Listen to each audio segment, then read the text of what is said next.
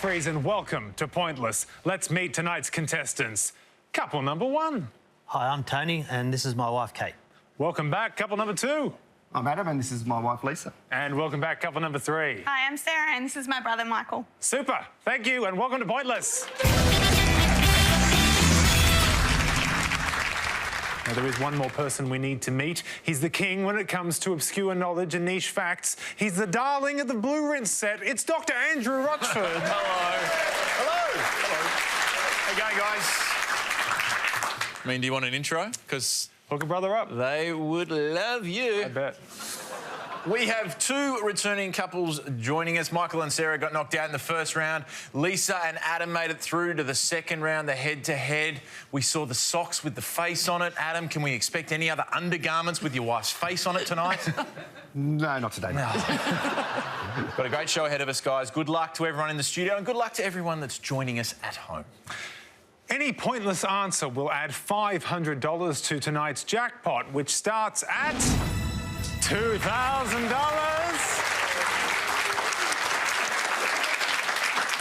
Okay, let's get straight into it.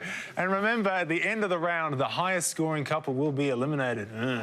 All right, our first question is about country populations. So, can you decide in your couples who's going to go first? And can they please step up to the podium? Talk us through it, Doc. We're looking for the name of any country that has a population greater than Australia, and that is according to the CIA World Factbook estimations from 2017. Go for the most obscure and very best of luck. All right, Tony, welcome to the show. Could you give us a country with a population greater than Australia's? Indonesia. Indonesia. All right, let's see if Indonesia is correct, and if so, how many of our 100 people said Indonesia? It is correct. We're off to a good start. How many people said Indonesia? Only 29. Well done, Tony. Good start. Yeah, one of our closest neighbours there, they actually have 260 million. I mean, the province of West Java has 50 million. Golly. We've only got 25 million. Yeah. They got suburbs with more people than Australia. Yeah, and I've heard we're full. Let's not get political. All right. Adam, welcome back. Thank you. Countries with a population larger than Australia's. Or I will just go with England. England, OK. Let's see if England is a correct answer, and if so, how many of our 100 people said England? Oh, incorrect. Sorry, Adam. Yeah, that might seem like a surprise, but I'll explain why that was wrong at the end of the round. OK, Sarah, you're back. Welcome. Now, obviously, we'd love you to give us a correct answer. So can you give us a country with a population greater than Australia's? I'm going to go the Philippines. The Philippines. Let's see if the Philippines is correct. And if so, how many people said it? Philippines is correct. Could we get lower than Tony's answer of 29? Well, yes, we have, and we're still going. Well done, Sarah. 8 points. Great result. Great answer, Sarah. The Philippines, lots and lots of people there. 104 million. That is some good breeding. All right. Halfway through the round. It's still anyone's game, so as we come back up the line, we are still looking for countries with populations greater than Australia. Can the second players now take their place at the podium? Michael, welcome back. You've had a bit of time to think about this category. Can you give us a country? I'm going to go pretty safe just because Sarah's gone low, so I'll go with India. India, OK. Let's see if India is correct and how many people said that. India, of course, yes. Much larger population. 63 people knew that. Well done, Michael. There's safe, Michael, and then there's 1.2 billion people. You know, just a bit more than Australia. Too much breeding. OK. Lisa. Yes. All right. It's a tough situation you're in, but I believe in you. So if you can get a low-scoring answer here, that'd really help your cause. OK, I'll do my best. I was thinking Pakistan. Pakistan. All right. Let's see if Pakistan is correct, and if so, how many people said Pakistan? Pakistan is correct. We really need a low answer here for Lisa. Keep going. Come on now.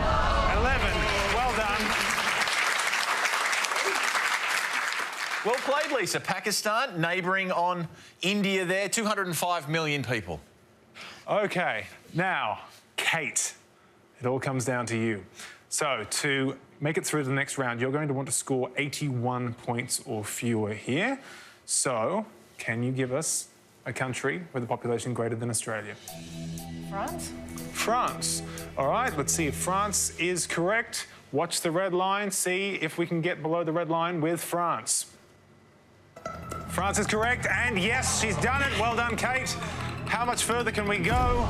30. Well done. Good job. Good answer there, Kate. 67 million people in France. Ah, my wife and I met in France, but we did our breeding here.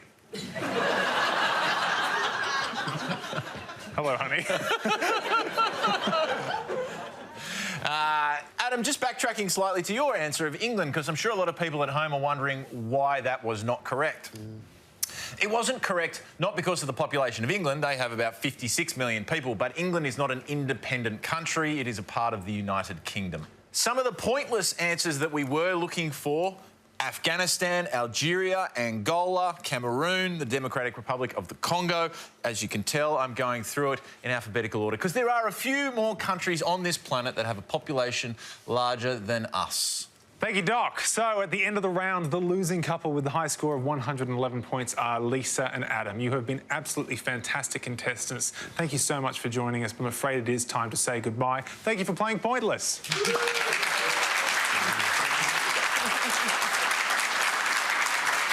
And join us after the break when we play Head to Head.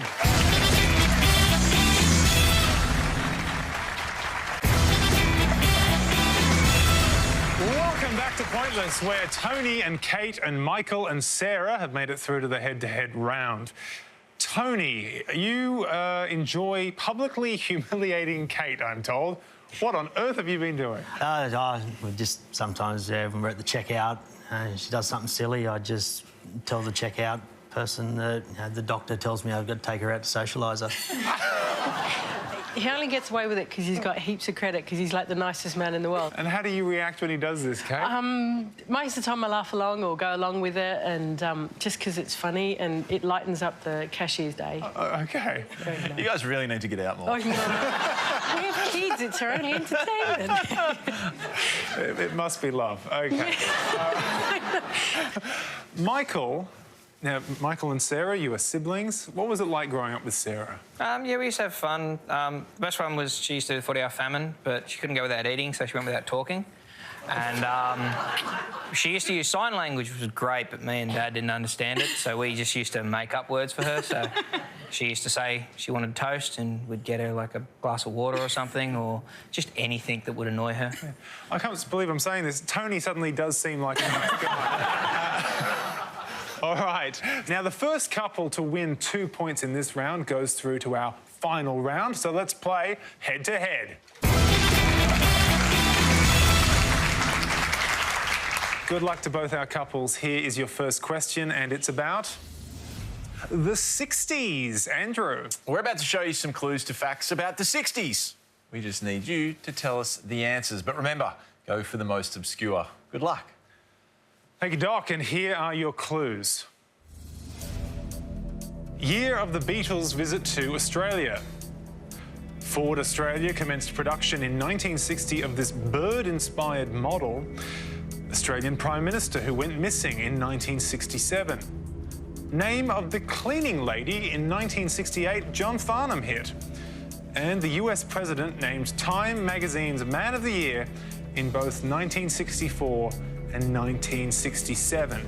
We're starting with Tony and Kate because you had the lowest score in the first round. What years were you born, if you don't mind me asking? 71. 73. OK, we're all in trouble here. So, Tony and Kate, can you give us an answer from the 60s?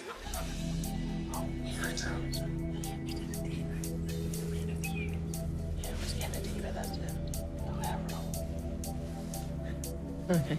Yep. We have the Australian Prime Minister who went missing, Harold Holt.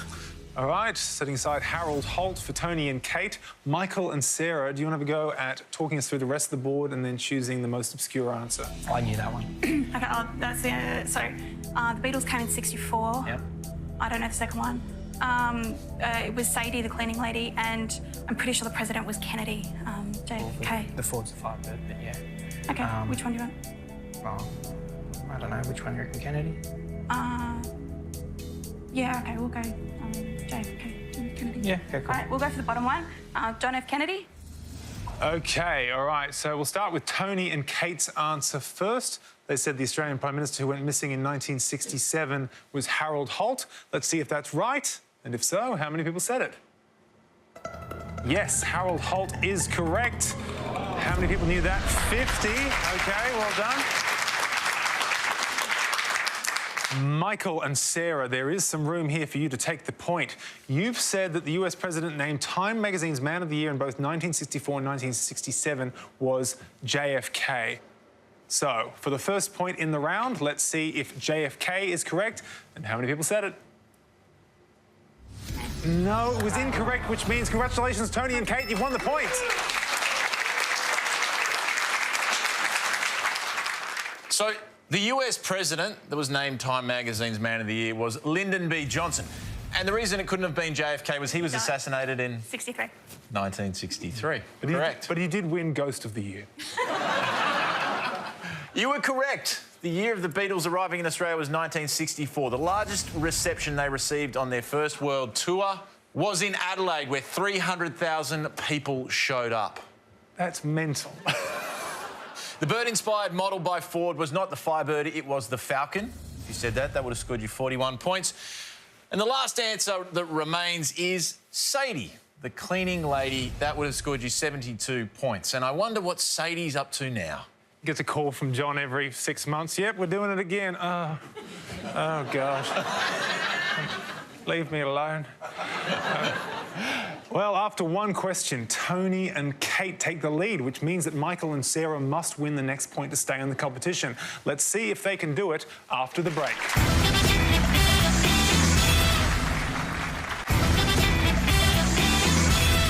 Welcome back to Pointless, and Tony and Kate have taken out the first point in head-to-head. Michael and Sarah need a win now to stay in the competition. Sarah, you're a Harry Potter fanatic, aren't you? I am, yeah. Where does Very that much. fascination come from? I was 16 and Mike was 12, and he wasn't reading very well at school, and so Mum used to read him like a chapter from a novel every night. Anyway, one night she couldn't do it. She's like, will you go and read to him? I'm 16, I don't want to read to my brother. She must have paid me, I can't remember why. But anyway, off I went to... I don't know. Off I went to read him this chapter, and it was this book called Harry Potter and the Philosopher's Stone. So I read him a chapter, and then I wanted to know what happened, so I read the next chapter. And then that night I took the book and I read up to where he was up to, and I haven't stopped reading them ever since, so... All right. Michael, do you have fond memories of this experience? I don't remember the payment. So apparently, no, I don't have very fond memories of the experience. Must have been quite a challenge during your 40-hour silence famine. Well, our next question is about Australian Olympic athletes. Andrew. We're about to show you 5 images of Australian athletes, all women, that have competed in an athletics event at the Olympics for Australia. We would like you to take a look and then tell us their first and last name. Good luck, and good luck to everybody playing at home. Thank you, Doc. And here are your photos. A. B. C. D. And E. All right. So we are starting with Michael and Sarah this time round. Do you recognise any of these Australian Olympic athletes? B is Sally Pearson, and E is Tatiana. Dad used to love her. I think it's Tatiana Gregoria. Yeah, but I couldn't pronounce it. I go with Sally Pearson. Okay. All right, we'll go with D, Sally Pearson. D. Sally Pearson. All right. Tony and Kate, could you talk us through the rest of the board and then give us the most obscure answer? A is Kathy Freeman. B, I'm not too sure of that one. And C is Nova Peris. And E is Tatiana Grigorieva. Okay, so which one do you want to go for? Okay. We'll go for E, Tatiana Grigorieva. Men always remember Tatiana Grigorieva. Okay, now we're starting with Michael and Sarah's answer. So you said that D was Sally Pearson. So let's see if Sally Pearson is right, and if so, how many people said it? Sally Pearson is correct. How many people identified Sally Pearson? Not that many, it seems. Well done. Great answer, Michael and Sarah.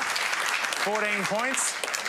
There is still a little bit of room for Tony and Kate to take this point and the round. You need to score 13 points or fewer with your answer of E, Tatiana Grigorieva. So let's see if Tatiana Grigorieva is correct, and if so, how many people said it?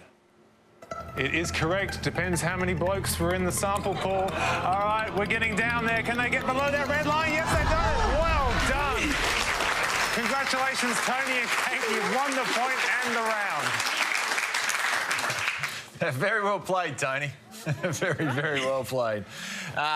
Sarah and Michael, I'm sure Dad is throwing things at the screen right now. Dad loves Tatiana. That's okay. That is her winning a silver medal at the Sydney Olympics on the same night that Kathy Freeman won a gold medal in the 400 metres. Wasn't that iconic? You said that would have scored you 67 points. C is Nova Peris. She was, in fact, the first Australian Aboriginal athlete to win a gold medal, but she won it in hockey, and then she went on to compete in athletics. Phenomenal athlete. And then she was a senator. Yeah. She'll be taking my job any moment. I mean, she can do it all. She can. B is Jane Saville. Best answer on the board, a pointless answer, which is surprising to me because I think one of the saddest and most iconic moments in our Olympic history was Jane Saville being disqualified. She could see the finish line as she came into the stadium there at the 2000 Olympics. Oh, heartbreaking. I didn't like it. I don't think any of us did. No. Well, great work, Tony and Kate. You've won 2 points, which puts you through to our final round. And thank you for playing, Michael and Sarah. It's been great having you on board, but I'm afraid we must bid you farewell.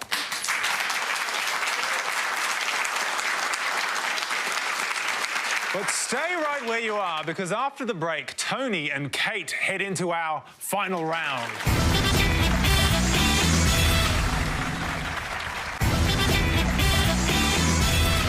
Welcome back to Pointless, where we're in the final round of tonight's game. Tony and Kate successfully fought off all comers to win our highly coveted Pointless trophy. Can they also win tonight's jackpot, which stands at $2,000? Now, the key to winning our jackpot is to come up with a pointless answer that none of our 100 people came up with. But first, you need to make a selection from these 2 options, and they are Tony's, so hopefully just questions about you, and Saturn. What do you reckon? Yeah. Oh, Tony's. Tony, all right. OK, Tony's it is. Over to you, Doc. All right, good choice, Tony. Very good choice. The first category is Tony Award-winning musicals. Here we are looking for the name of any musical that has won in the category of Best Musical at the annual Tony Awards from 1949 up until 2018 inclusive. And the second set of Tonys is Tony Abbott's Cabinet. We'd like you to name any members of Prime Minister Tony Abbott's inaugural cabinet sworn into office on September 18, 2013. Very best of luck, Tony especially. I feel like this is your category. And good luck to everyone playing at home. Thank you, Doc. Now, you have 30 seconds to come up with your 2 best answers, and all you need to win the jackpot of $2,000 is for just one of those answers to be pointless. Let's put 30 seconds on the clock. And your time starts now. Has to be the cabinet. Yeah, but the thing is, we're choosing between the 2. Which one? Do you know musicals or cabinet? The cabinet. Okay. The cabinet. But you don't have to choose. Brahma Bishop.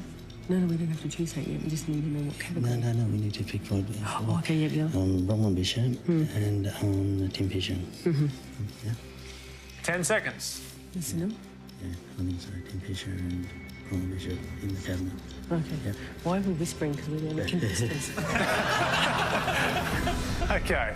Yeah, you can stop whispering now. Yes. Time is up. Let's get your two answers and let us know the category they relate to. Okay, we're going with Tony Abbott's cabinet. And we can say Bronwyn Bishop and Tim Fisher. Bronwyn Bishop and Tim Fisher. Let's put those answers up on the board. All right, $2,000. What would you do with it if you get to take it home? We're going to take the kids to America. Oh, nice. Excellent. Have you been before? I have when I was a kid. Which parts do you want to go to? We're going to the national parks. We're going up to Yellowstone and Grand Canyon, and going to spend a week in Anaheim, Disneyland. So we need the spending money. We need... Mark, if you can have a word. Yeah. OK, all right. Well, good luck, guys. So You should go to Canberra. I mean... Nation. Yeah. OK, now the first answer you gave as a member of Tony Abbott's first cabinet was Bronwyn Bishop. So, for $2,000, let's see if Bronwyn Bishop is a pointless answer. Oh. An incorrect answer. OK.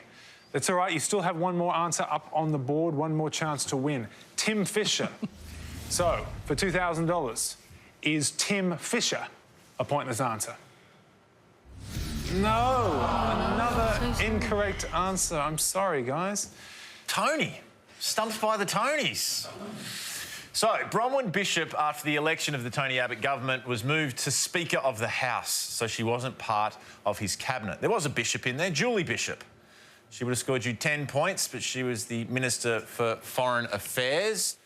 Tim Fisher was the Deputy Prime Minister from 1996 to 1999 under John Howard.